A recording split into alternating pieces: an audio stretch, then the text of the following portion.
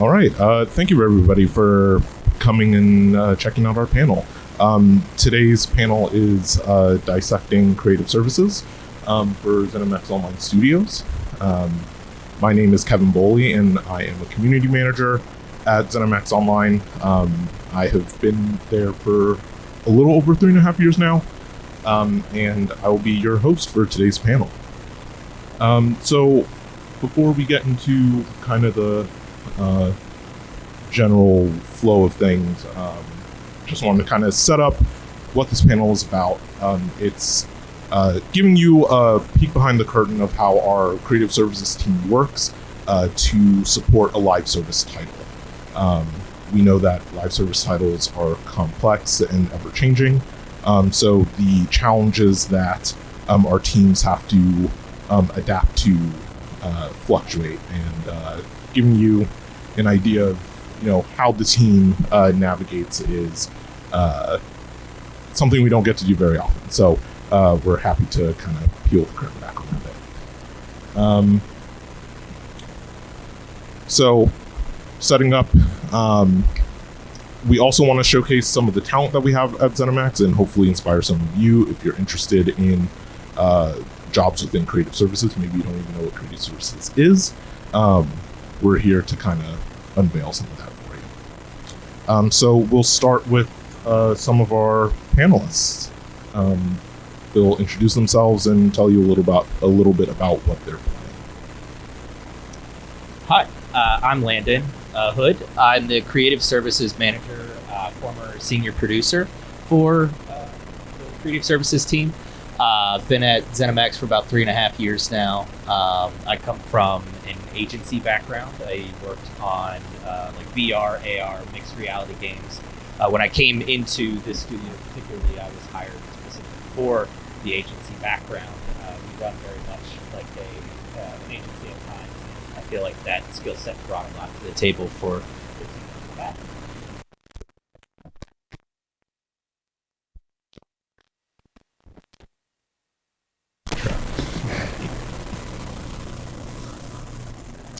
Hey everybody, Michael Fritz. Can you guys hear me all right? Hello. Yeah, pull it closer. Hello. Very soft spoken. Michael Fritz. I'm a senior graphic designer. Closer. Yeah. I'm just going to put my lips on it. It's kind of weird. Senior graphic designer. I've been with this team for a little over a year now, so I'm certainly the greenest and freshest, and actually the greenest to the industry. It's my first year in the game industry.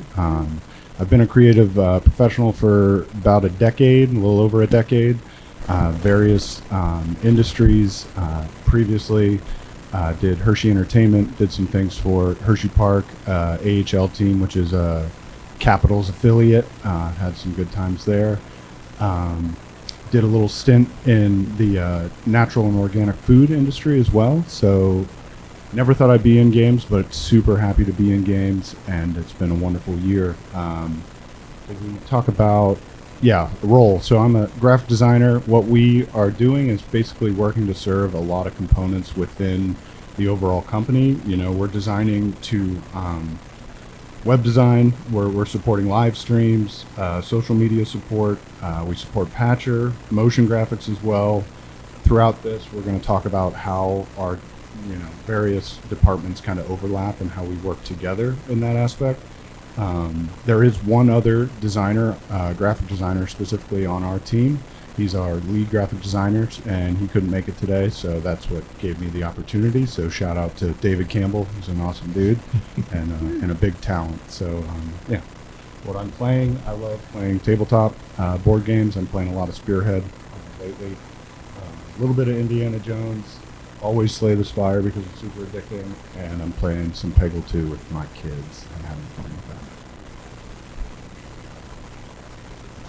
Hello, I'm Dan Pennington. I'm the lead capture artist on the video team at ZeniMax Online Studios, and we do all of the in-game capture for trailers and marketing things, and we also make the in-game cinematics for cutscenes and things like that. Games I'm playing. Oh, my background. I worked in film production for about like a decade, doing freelance video production, editing, shooting, things like that. But it was exciting to kind of come here and bring all those skills under one roof and then kind of be able to focus on one project, which is really rewarding. Some games I'm playing, I listed there. Nothing earth-shattering, but I love Lego Worlds. I listed that one. I played it with my daughter a lot because she's really into Legos, so it's very exciting to lose myself in that. Hello. I'm Meg Steckler. I'm the lead capture artist for the media art division of Creative Services. I've been with ZOS for 13 years, 14 if you count the year of QA contract work that I did at Bethesda. I did QA with Fallout New Vegas when I was at Bethesda, and I've been working on ESO for 13 years. Basically what we do in media art is we do the screenshots. Instead of moving pictures like Daniel does, we take the still shots of pretty much anything, like all the stuff you see on Facebook, social media accounts, all the stuff in the Crown Store, which is the in-game store in ESO, anything on our website or console achievements. That's all from the media art team. And it's a team of 6 people. We're all from different backgrounds, so we all learn from each other, and we're just a super group of in-game photographers. And I'm playing a lot of World of Warcraft for the Alliance. Wrong. I play a lot of Sea of Thieves. I love the water rendering in that game. And I'm also playing Skyrim. Is just something I always fire up if I'm having a bad day. I just turn on Skyrim and get lost. So. Okay, awesome. Well, let's go into just generally, what is creative services? I'm sure many of you are wondering what that seemingly nebulous term means, but we're going to shed some light on that. So, Landon, do you want to take it away? Creative services is a really unique aspect. I think it's something that a lot of folks don't consider when they think about games. They think it usually comes from an outside marketing company or something along those lines. But creative services is really capturing the game, in this instance Elder Scrolls Online, and conjuring up the kind of beauty of it, whether it's still media, video, design being really anything, t-shirts, the ads you see on Kotaku, there's just a whole range of design stuff that actually goes into it. Yeah. But it's really all centered around a campaign. So we launch, historically we've done chapters, which come out typically in June, and that's our big DLC. Some would call it an expansion. And there needs to be marketing and material around that expansion to conjure up excitement, to make you want to play that. And it is our job in creative services to make it look exciting, to make it look engaging, to make it look approachable.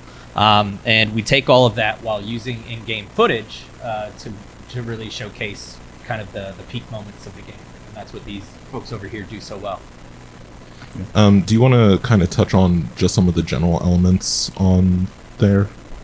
The general elements on the chart. Yeah, absolutely. So media art is typically still media. A lot of the content that is produced through media arts you'll see on the Crown Store. When you want to go buy a mount and you look on the store and you see the mount rearing up and doing something awesome, that's typically media arts. They will take really awesome pictures of the in-game content. Sometimes that content goes onto box art. So on the back of the box art, when you're looking for epic moments of players fighting dragons, Megan's team's responsible for setting that scene up and making it look pretty badass. If you are looking on our Instagram and that same mount has a special spawn animation, it's the video team's job to capture that element and make it look nice. Something called an LTO, limited time offer. That's just one facet. Video does the gameplay trailers and things along that lines. Brand is kind of the driving force. They're the ones that help kind of define our vision. This is what we're trying to show. These are the pillars of things we're trying to capture. We want that exploration. We want that excitement. We want players to feel like there's a lot to do in this world. So they help really define the goals of the media that we produce. Design is very much in that same vein. We've got a lot of design elements that are just multitude. You look on Instagram, you'll see our roadmaps of what's coming up. That is a design element. If you look at certain ads that show you that the free play event is coming out, or the Twitch stream is happening. Those are all design facets. Community and brand, or community and social, really, that is helping us for kind of giving us the direction. If there are events coming up that are community focused, there's going to be supporting assets for those, and we're there to support them. Awesome. All right. So when we want to kind of dive into, how we formulate around certain campaigns, one of the things that we talk about are, like you mentioned, some of the pillars and, just general elements that we bring together to start pitching toward a campaign. In the image here, you'll see this is more geared toward our 10-year anniversary. So do you want to kind of deep dive into just some of the methodology around that? Yeah, I think what we're going to cover today, it really surrounds the 10-year anniversary for Elder Scrolls Online, the 10 years that we've been online. And it's a really powerful moment. There were a lot of awesome moments within the 10-year celebration where all of us were able to contribute. So we're going to try to kind of peel that curtain back on the campaign and how we defined the 10-year moments, what those pillars were that we were really trying to drive home that made 10 years unique to us, and the brand and alignment for vision that followed. But yeah, and I think that design, speaking on for our team and our component, it kind of, our work starts in the beginning and trying to set the tone and the look, and that usually starts with brand guidelines. So anybody familiar with graphic design, guidelines are kind of your Bible in a way, and it keeps you consistent across all the mediums. It allows teams to work outside of each other and put out work that looks like it's made of the same hand. So we worked with brand and marketing to build the brand guidelines for the 10-year anniversary. And one of the nice things about being an internal, and kind of how you put it, like an internal agency or an internal marketing team, is you get to bend your own rules a little bit. And one thing is the Elder Scrolls brand, and that Ouroboros is a sacred symbol, and you never can put anything in it. And I think it's just a funny call out that we were able to, because we are working with the people that control that brand, to kind of break that rule and showcase the 10 years within that Ouroboros. And beyond just changing the logo for the campaign, we set the tone with the fonts, the colors, the hex codes, all of that is available to everybody. The book is like 30 pages. We're only going to look at a couple because I'm sure you guys would be really bored. But this example kind of shows how making those decisions early, design can help even influence things that are in game. So the costumes and armor sets and things that are made can keep consistent with what we're doing outside of game and how we're marketing and speaking to the game throughout that campaign.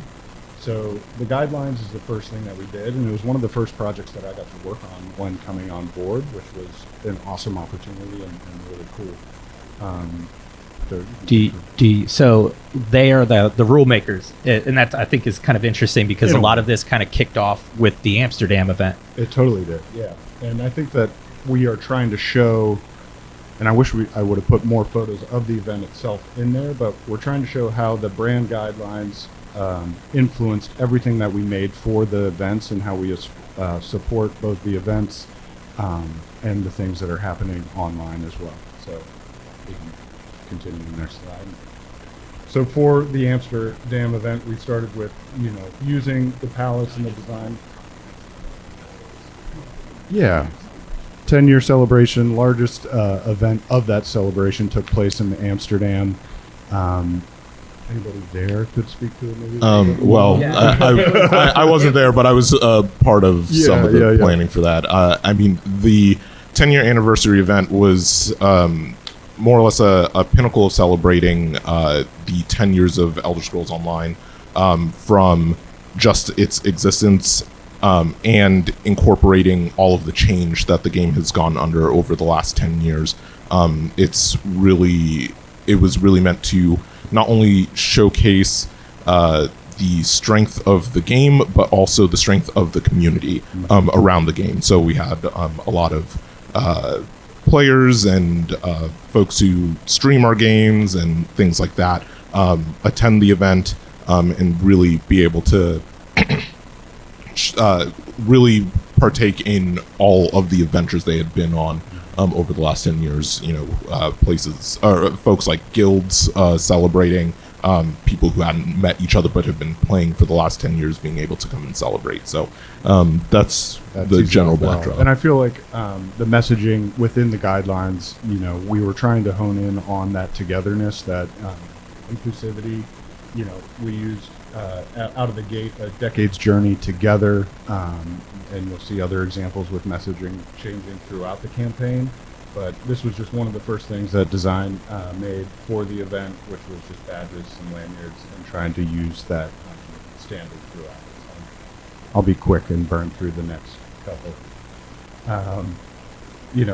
Another cool opportunity outside of the Amsterdam event is one that happened in Germany. Germany. Cologne. Yeah, and we get to design some, bespoke logos for them, where we pull in some of the tavern element, use the barrels, use the wayfinding element from the game, and just try to, bring the brand into it that way. And there's a happy photo of Kevin and some other community members with a cool wooden sign that they made out of the work that we did, which is really cool. Well, what I really like about the work done here is incorporating some of like the in-game elements, like the waypoint icon. I think being able to tie little things like that to also bring folks who played the game and have recognizable icons is really important.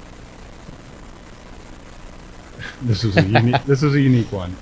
So we got to design a commemorative coloring book, and we got to do the cover art, which was just kind of a mashup of different key arts throughout the decade, and big moments and big players within the game. And the coloring book aspect, this is one overlap with media art, so we got to take a lot of the great shots that they did throughout those 10 years and utilize those to make some of the line art and make a coloring book that was given out at the events. Landon even jumped in and did some of the line art. I love coloring books. So this is just some examples of digital media, of how the brand guide influences how we handle messaging and treatments throughout. Some of these are animated with motion graphics and stuff like that. Things you'd see online, social media, just showing a little bit more of that. And go to this one. Going further, trying to speak to the people that have been on the decade's journey with some did you knows, some fan favorite characters, and utilizing again Meg and her team's great shots on some of these graphics that were made for different social channels. Again, 10-year roadmap. This is shared out on all of our channels, and this is a way for people to see what's happening in the month.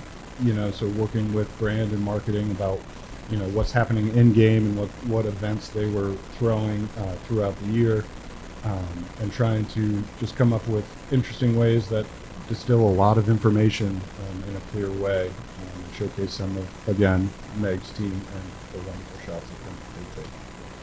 I also want to point out one of the interesting things that I hope folks are picking up from the first slide, where you showed some of the design elements and like the fonts, colors. You see that cohesiveness throughout. These are all not happening at the same time. These are varying elements that happen throughout the course of a year, and being able to keep that consistency is extremely important and coordinate between all of our teams. So the level of communication that is also required is really essential. Yeah, totally. With our teams internally, and the guides can be handled externally too, and we can feel confident in knowing that things will look consistent. And then this is the last one that I'll be yammering on about, but this is examples of how that brand that we helped build for the 10-year celebration overlaps into some of the video work. So lower thirds, a lot of the motion graphics, like on end cards, and graphic overlays, whether they be on shorts or reels or different videos, and then text heavy, more motion graphic examples as well. But hopefully throughout all of those examples, you guys can see that the design is cohesive and intentional and trying to showcase the campaign. So with that, I know you had talked about lower thirds and placements like that. So I think that's a good transition over to video and to talk about the element of video within that design philosophy, especially when we're talking about the 10-year campaign. So, Dan, you want to take it off? Yes. So with 10-year campaign, one of the big kind of rallying words was belonging. That kind of brand established early was this year we really want people to feel like Elder Scrolls is belonging. It's welcoming. We want people to come in and enjoy being in Tamriel and things like that. So we kind of had to take a different approach to some of the work we were doing to kind of use that philosophy. But I wanted to first play this trailer, which is kind of like a typical video that we do, which kind of showcases the action adventure of the game. That's a little less focused on you as the player and your experience and more kind of just showcasing the world and making the game look exciting and fun to play, which is, of course, key elements of a trailer is you want to walk away being like, wow, that looks like fun. I want to play that. So we could play this one, Kevin.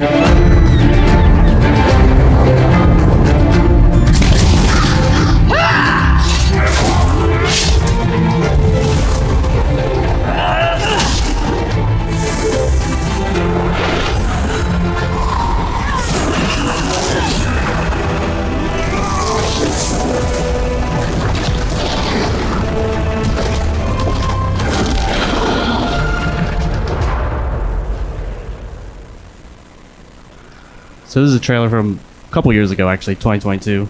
But it's one I grabbed and thought would fit.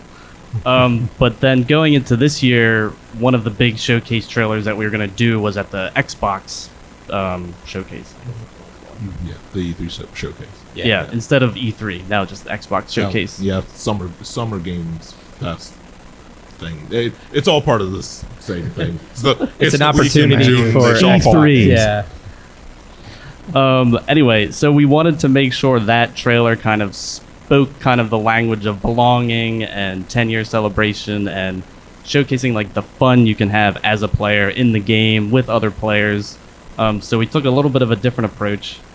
We kind of spent more time figuring out, okay, who are the characters in the trailer? And rather than focusing on selling the story, which is what we usually do, like who's the villain, who's the heroes, who are you going to work with, who are you going to meet along the way, it was all about you as the player and how you experience the game and how you interact with your friends during the game.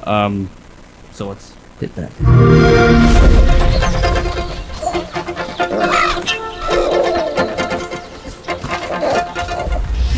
Many times I tried to tell you, many times I tried. Boys, I'm surprised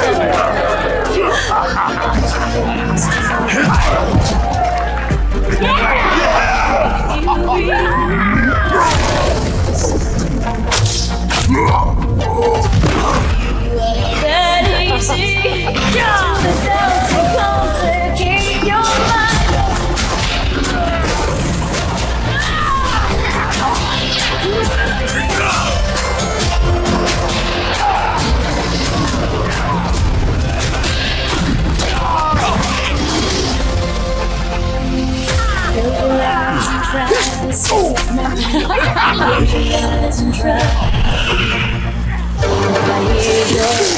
Inside me, I see your face everywhere. To the left, to the back. Give it all to the sound of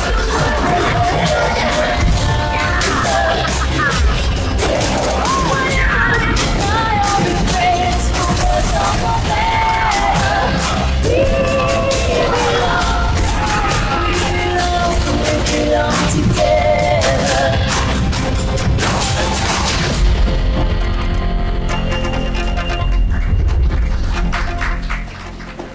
And there's that sweet logo. He's our in-house Spielberg, if you can. It's really cool. That was actually one of the first times that we used a license, or at least I used a license track with the Pat Benatar song, so that it really added, like, usually it's Elder Scrolls, boom, boom, boom, boom, and then now we've got You Belong Together. Epic fantasy.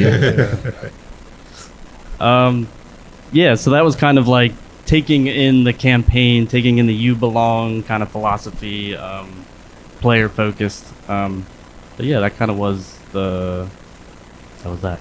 I do have some other clips I wanted to share, just as some kind of fun, like behind the scenes, because wanted to get into how we do some of this stuff. Is we on the video team have to learn how to really use the engine and build the scenes, how we want to tell the stories for these trailers. And as an in-house team, we're able to like really get to know the engine really intimately.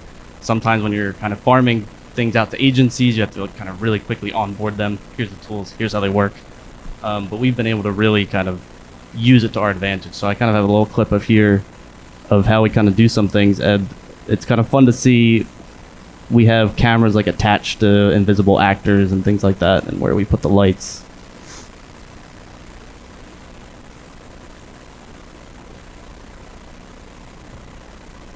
So just a little peek of how we kind of set this stuff up. Because there's a lot of work that goes into focusing where you're looking on the screen. It's a little difficult to just go into a game, hit record, and run around, and then have people see that and know what am I looking at here. Because in a video game, everything's screaming at you all at the same time. So you kind of have to focus there. What are they looking at? What's the focus of this shot? Because usually shots are on screen for like 2 seconds. So you have to be able to read the shot in 2 seconds. So it takes a lot of fine-tuning of lighting and camera work and things like that.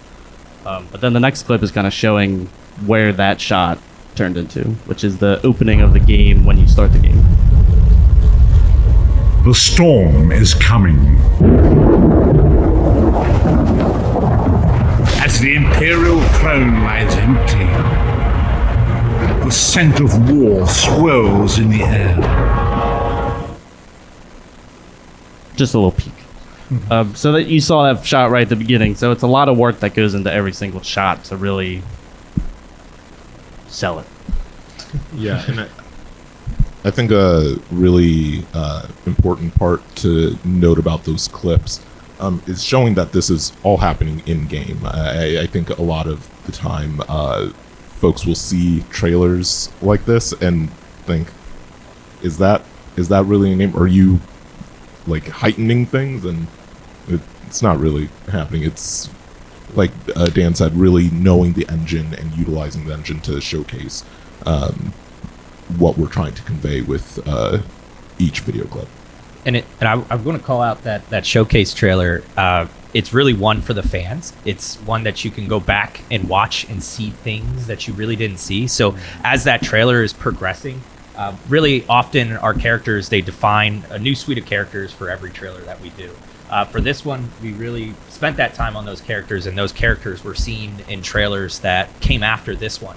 And as those players, or they're kind of the embodiment of the players, as they're going through that trailer, they're leveling up, they're gearing. That big hulking Goliath that you see that they're fighting was over their mantle at the end of that trailer, and they were celebrating the vanquishing of that monster. So there's really like unique and really lovely kind of nods to the player and like the path that they would take on their journey in Elder Scrolls, which I think was really well done. I think I have one more. I think we have time. Well, one more thing. This isn't totally attached to the 10-year, but I thought it would kind of showcase like our team and how we work together. And this is for a more of a PvP part of the game. And it's one of those moments where like we do get our own team to play the game, understand how it works. I'm in this one. All these guys were in there when we were filming it. Say, okay, you go over there, you go over there, and action, and we attack each other. So.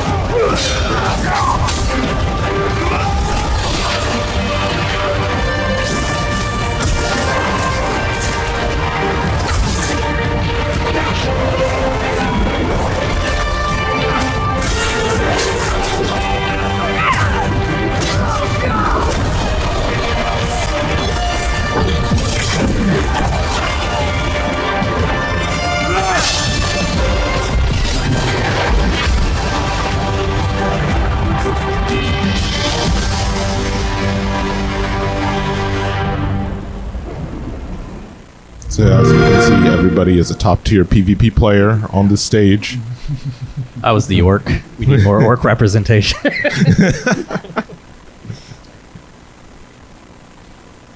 So with that, why don't we kind of transition? We've gone over some of the design elements. We've gone over some of the video elements. Now is media art. So Meg, you want to chat about that? Well, I do want to say that that You Belong Here video that Daniel showed, like, we all watched that as a team, and we were so inspired by it. We were like, we have to put those characters in some of our shots somehow. So, you know, just as some of our shots kind of inspire video and graphic design, you know, they inspire us too. So we all kind of work off each other. But this is kind of our process. We make our own characters using, you know, game dev tools that we have. We do our own world building. A lot of times we just scout around areas that world builders have already built, and we just kind of move things around here and there to sort of fit the composition that we want in our heads, or that we have in our heads. We add our own lighting, so like at the lower left there, all those little multicolored things those are all lights. And we pose our own characters, and we do a little very light Photoshop at the end just to kind of take it over the top. But, you know, we don't just hit the print screen button on these things. We don't just turn on the game and hope we get a good shot. We intentionally have a composition in mind, and we manipulate the engine to get to what we want as an end result. And so if we have something in our heads, like, for example, this is a doodle that I did. The top left is just, it's something I had in my head that I just wanted to make a shot of. And so I quickly just did this little doodle. I gave it to the marketing department, and I was like, how does this fit your need for a shot request that you have? So, you know, they give us feedback every now and then, and the end result is what you see in the bottom right. I appreciate the Khajiit fangs in the original doodle. And these are some examples of just marketing shots and community shots. These are a little more aspirational, where we can kind of bend the rules a little bit, but not too much. We always try to stay game accurate, no matter what.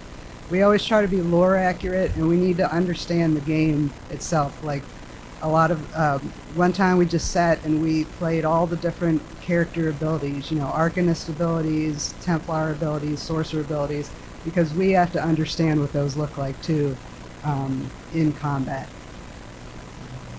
Some other examples of marketing shots. We always try to hit, we have some pillars that we try to hit, you know, combat, exploration, group play, adventure. We always try to showcase either some or one of those pillars in our shots.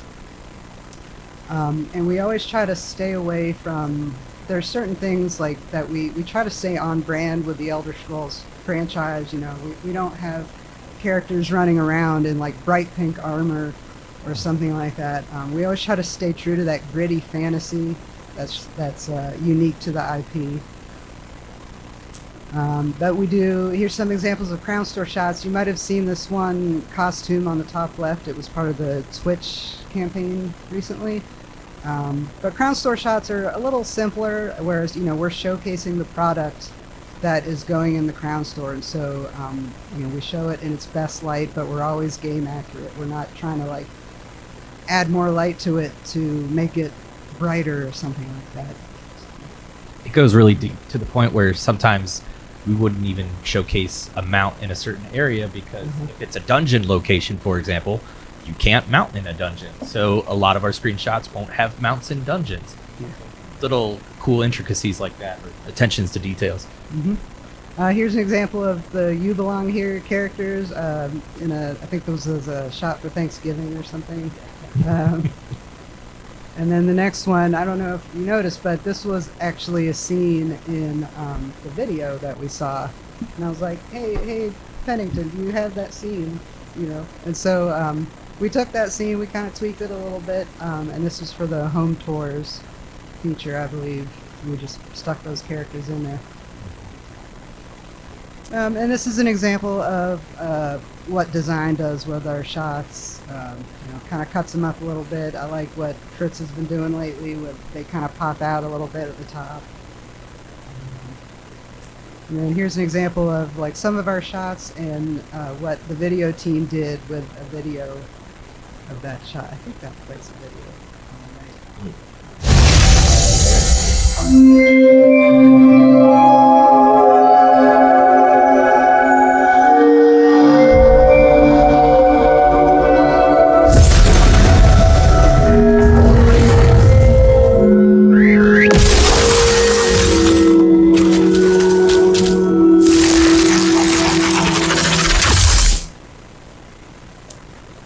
So yeah.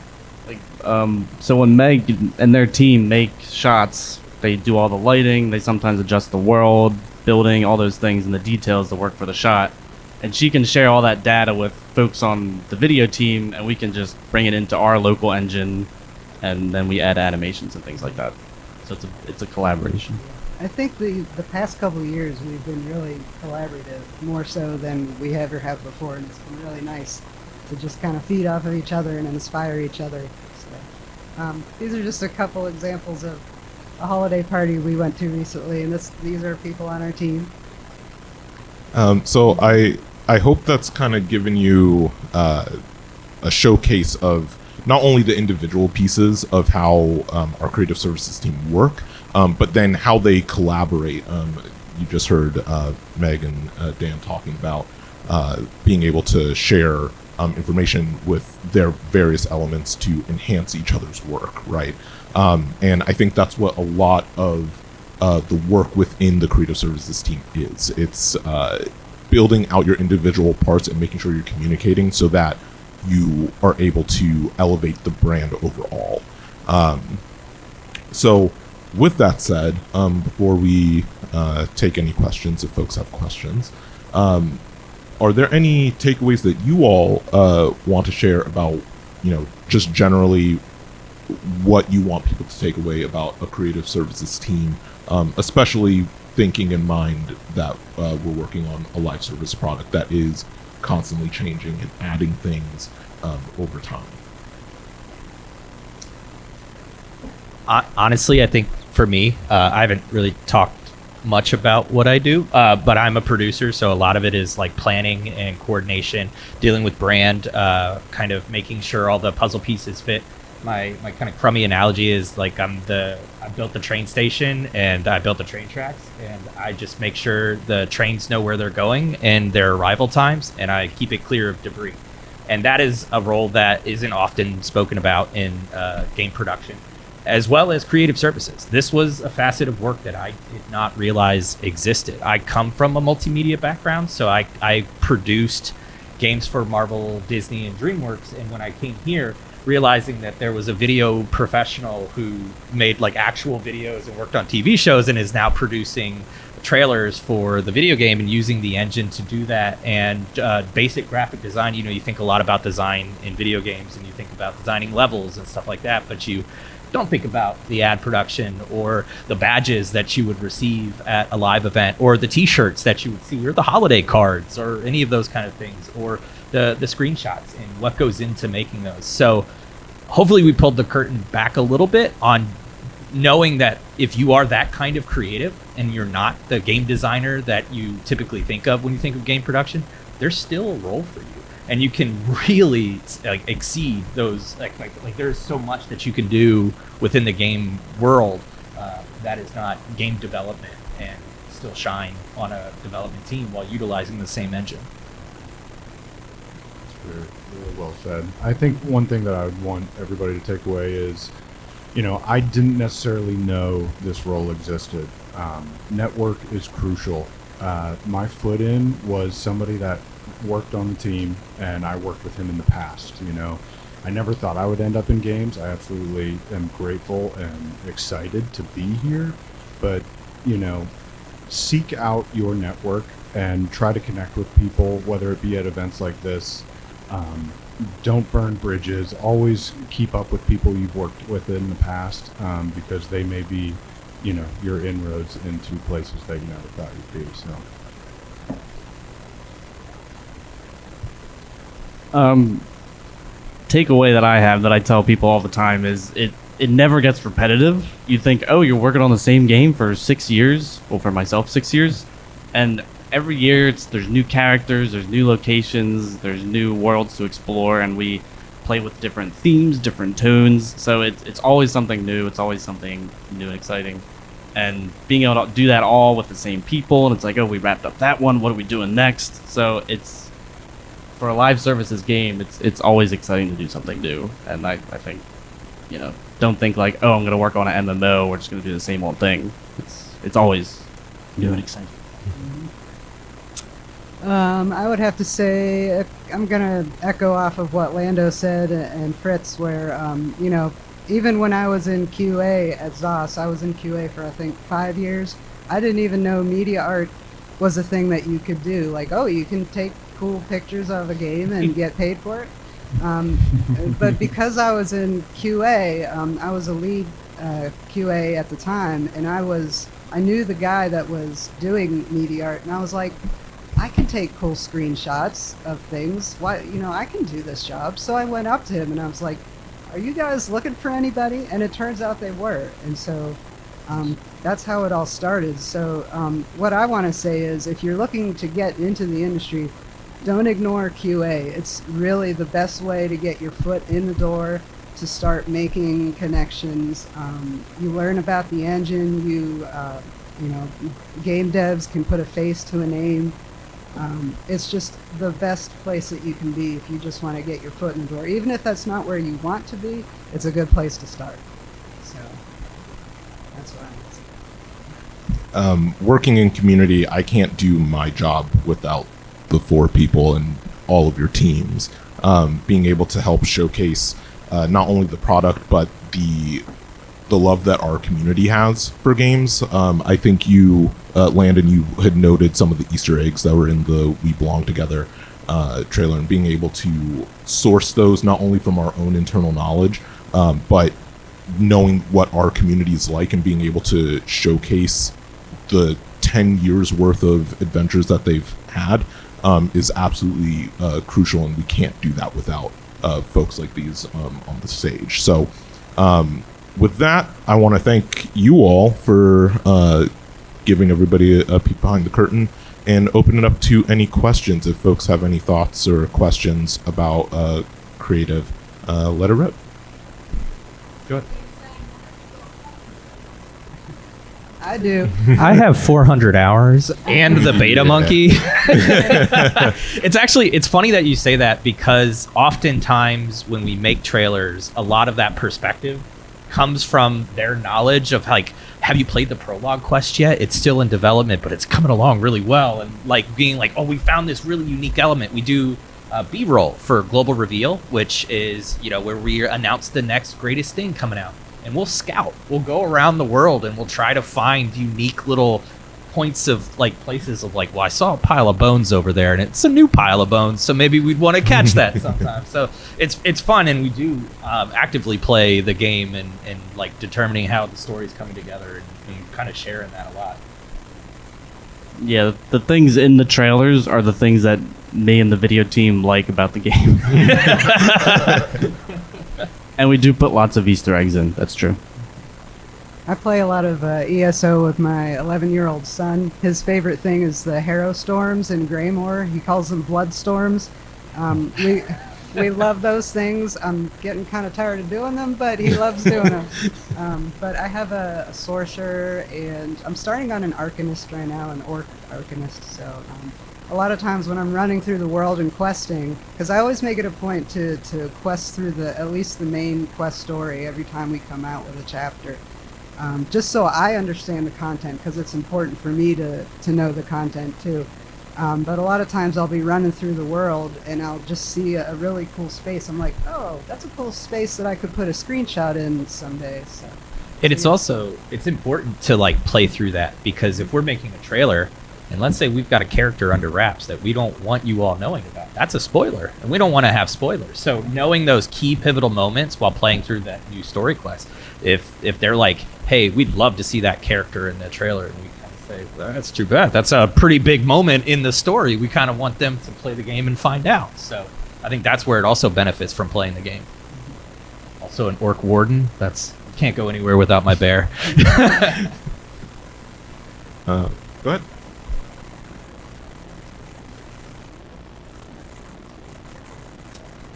Yeah, marketing shots are usually, we definitely try to stick to, the core pillars like adventure and group play and things like that.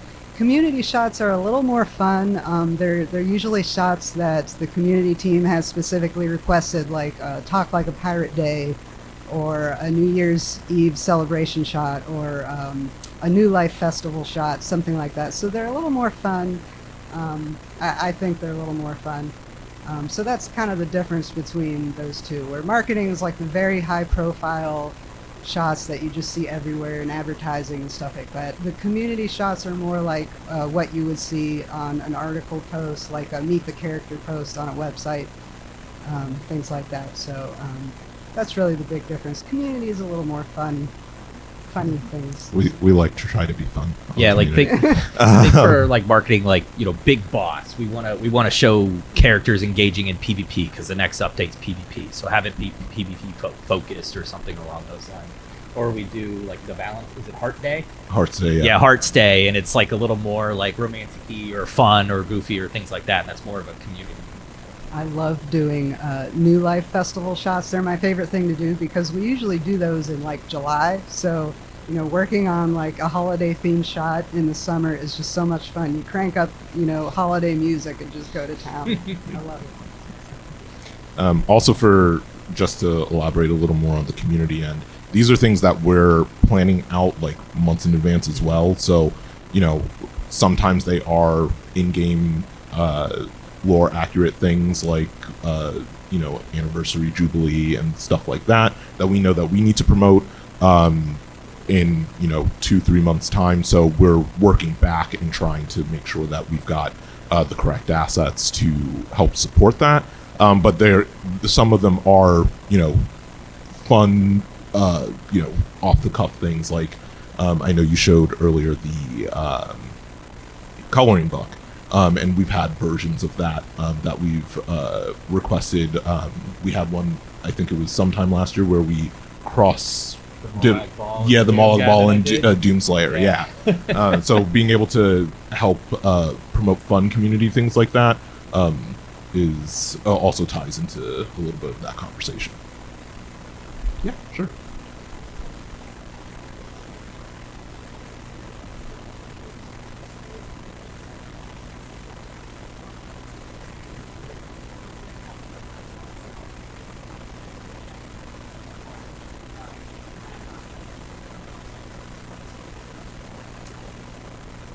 Like the little doodle that I did.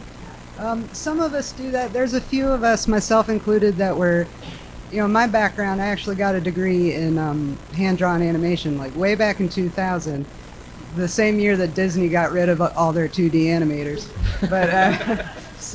But a couple of us have experience in like hand-drawn stuff. So some of us do that where we just doodle out what we're thinking. Not everybody does that. We have these little mannequin assets that we can kind of drag into the world. Like if we just want to plan out our composition beforehand, we'll do that as well. I should have shown a shot of that because it's kind of interesting. But it helps us sort of plan out a composition ahead of time. But for those of us who like to draw, we'll just sit there and doodle what we're thinking in our heads, and hopefully we can end up getting a shot that's similar. So. And she does the best illustrations. She does holiday cards as well, and they're some of the most delightful things. And I remember like this past year because it was 10 years, so we're celebrating all of our characters. And she did like this doodle with all of the like main calls characters, all the big kind of pillar characters, and they're all kind of like taking a selfie. And the way that she doodled it was very whimsical and just like not like you would typically see it in Elder Scrolls. And then she went and put the screenshot together. I should have shown that. It was very wonderful. Any other questions? We'll do you back there, and then we'll go over.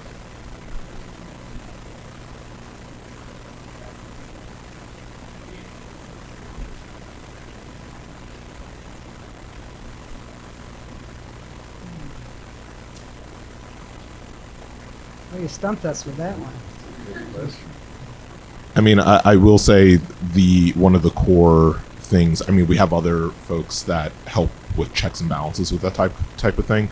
And one of the things that we still make sure we do is being lore accurate. So if there is something that kind of pushes the boundary there, we've got folks who will say like, "Hey, actually, let's not do that." There's like a rule in the game where we can't show characters flying because that is reserved for the Aedra, I believe. And so characters floating or hovering up the ground, it's not something you can do in the game.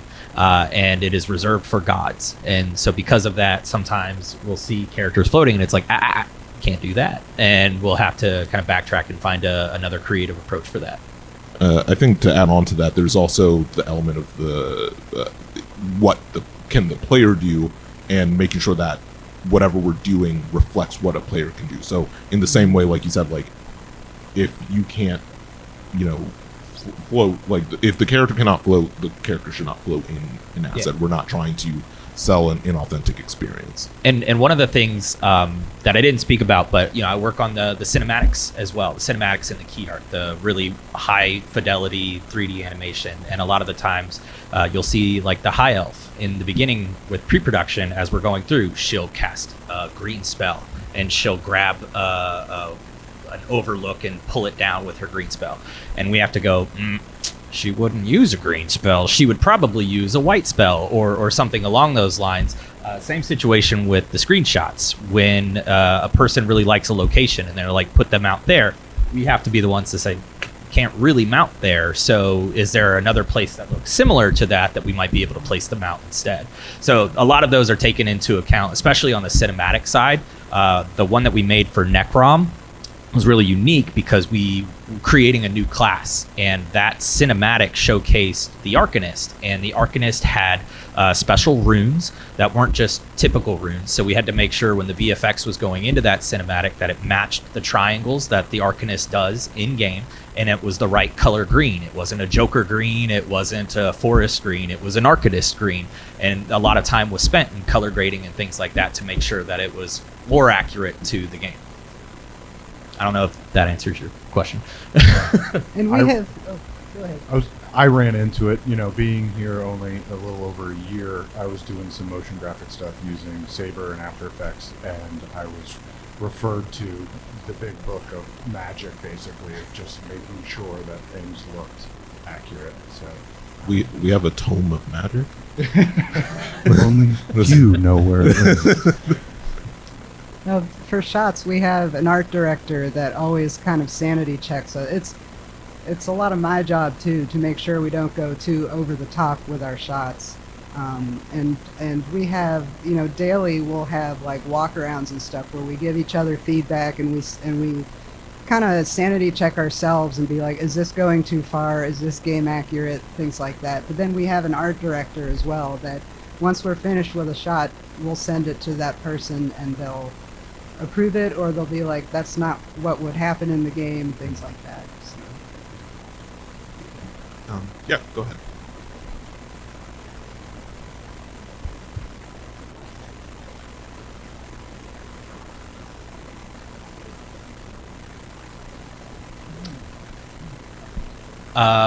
When I got, it's weird, I used to run raids in World of Warcraft back in vanilla, and I was in charge of setting up those raids, making sure people came on time, that they knew the fights, that they had their pots.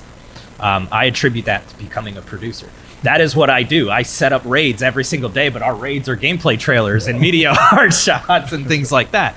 And I didn't have like a formal education. I went to community college, and when I went there, I didn't feel like I was getting what I wanted out of that curriculum. So I started the game development club at that school, and was working at the school at the time. And so that was an organizational skill.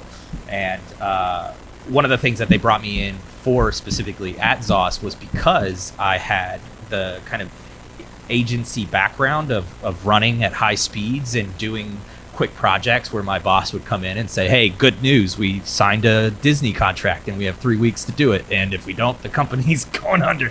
And I was like, all right, great, that's not sustainable. So but having the knowledge of quickly adapting on the fly, and then over time, like, they're so inspiring, and it's so awesome that, like, I'm an illustrator. I was actually doing tattoos before I took the job at ZOS, and I was thinking to myself, like, is this something I really want to do?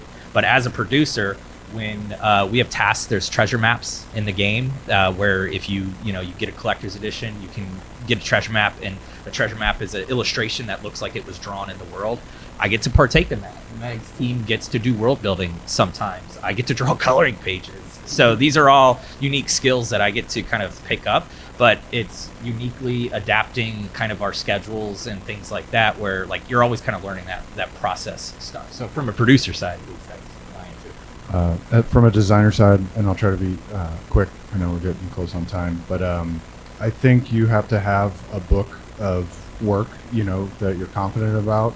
But I think, as in any job, I think that a team and cultural fit is a big part too. So, like, be confident with your work, but in the interviews, network, talk with people, and just be a genuine human being, and be willing to learn and collaborate and just carry those qualities, and it'll do a lot for you. Don't wait for things to fall in your lap. I think that's, like, the biggest advice that I ever got. Like, go and, like, take charge. Like, I got into an art show in college, and that art show was juried by a guy that ended up becoming my boss. And if I hadn't, like, gone up to him after the show and, like, put my resume in his hand, and I was like, hey, you picked my art, I'm kind of cool, you should hire me. And he was like, done. And I feel like after that, I just kind of saw, it's so cheesy, that Matthew McConaughey book where the green lights, but it's just, if you see a light and it's like, go. Don't wait for it to come to you. Take hold of that and go after it. I was going to say something, but then I forgot. But Sorry. with our team in particular, I learned more from my team. Like, there's people on my team that know way more about Unity and Unreal than I do. And I think what's cool about our team is that we have people that come from lighting backgrounds, photography backgrounds, but the thing we all have in common is that we're all really passionate about games. And I think being passionate about video games, just any video games, is really important, because that love that you have for games will show in whatever you do art-wise. And you can learn any art from, other people around you. You don't have to know it right away. You can learn that later, so, yeah. All right. Well, that pretty much takes us to time. But if there are any other questions, we'll have folks stay for a couple minutes. But outside of that, thank you everybody for coming out, and thank you to our panelists for taking the time to come out. Yeah, thank you so Thank much you, for your everybody. time. Thanks, Al. everyone.